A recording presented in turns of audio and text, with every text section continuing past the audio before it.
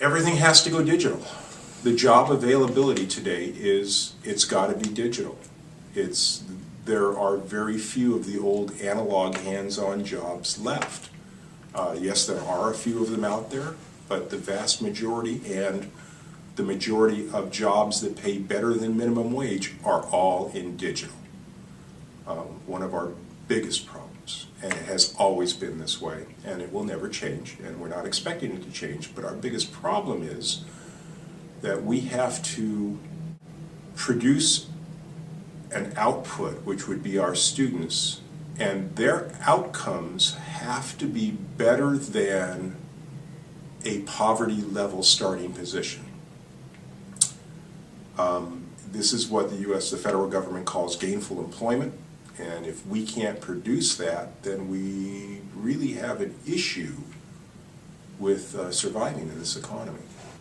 So what's the value of somebody paying for their education and going through this and trying to learn so they can better their career if the job availability does not support that? And that's the biggest problem that we have. And we need to change that. And I think that we will in the long run, but we need to do that as quickly as we can. And I personally think that the way of changing that and the way of correcting some of it is gaining the support of the dental community, starting from the dentists, the dental laboratories, the manufacturers, in both financial support and educational support, because as Dana was alluded to, that as people are exiting the field and the profession is becoming more sophisticated in technological advances, that we have to replace those people that are exiting. And without the adequate support for us, the crisis is going to be exponential from what it is currently, because we are that mechanism that puts an influx of new technicians, and we have to do it in a very skilled, educated, and innovative, in a way that they will then be the future leaders that we hope them to be. But in the Lab Summit and also in the Educators Conference, Dana alluded to, Dana said that if I might steal your words, that everybody in the dental community should put education in their business plans.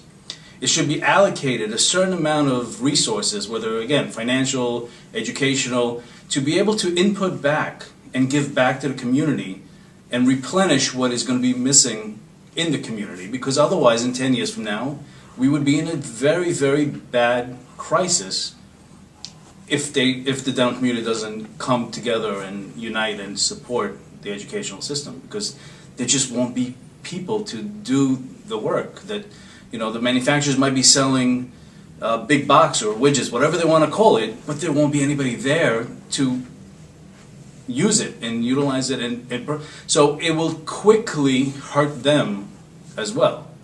So I think they really need to heed the warning in the crisis that's looming and assist in the educational institutions that will feed the future dental technicians.